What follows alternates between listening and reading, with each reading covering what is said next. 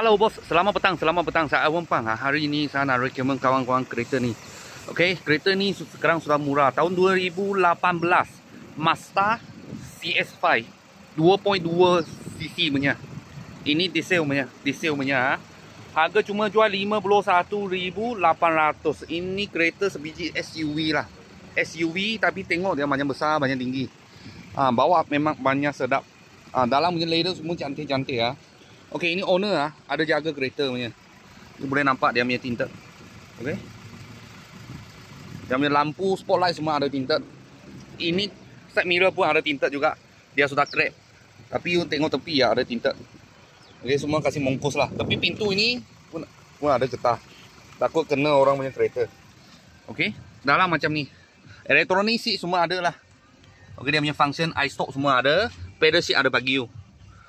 Okey. Ini tak silap ini ikut kereta depan punya lah. Ini function. Okey. Dalam macam ni. Harga jual 51,800. 51,800. Mileage 91,000. Dalam punya leather original, cantik-cantik. Licin. Okey. Dia belakang macam ni lah.